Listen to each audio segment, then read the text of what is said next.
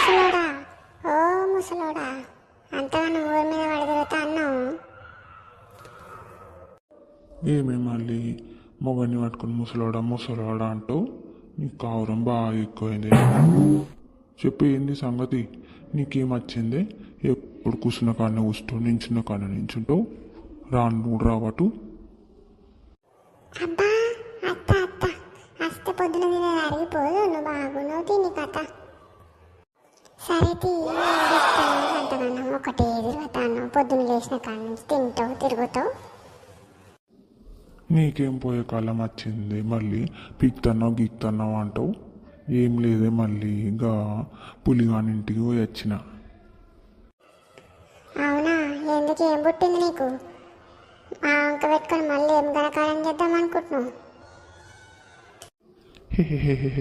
ఏం లేదే, మొన్న మొన్న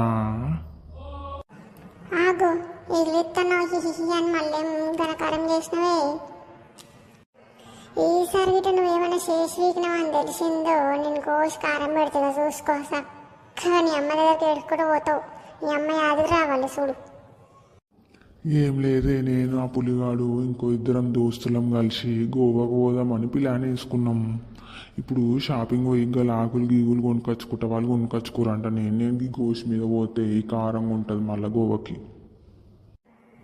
ఓ అమ్మా, నీ సోకులు పాడగాను కదరా ముసలోడని. ముసలికనానికి మళ్ళీ గోవా అంటే ముసలితనానికి గోవా అవసరమా? అబ్బా నేను రక్తాన్ని అడుగుతుంది.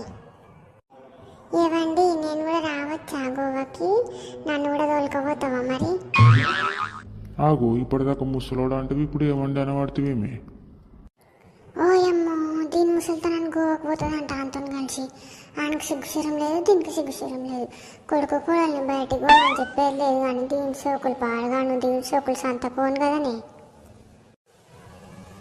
ఏమే సుజాత, ఎప్పుడు వచ్చినావే నువ్వు? మేమిద్దరం మాట్లాడుకుంటున్నాం కానీ ఏమో గులుగుతున్నావు. అటు చూసి అటు నీకు బట్టల పని లేదు, పోయి వేసుకోపో.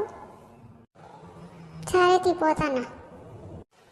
ఏమండి, నేను కూడా వస్తాండి గోవాకి, ప్లీజ్ అండి తీసుకుపోండి నన్ను కూడా.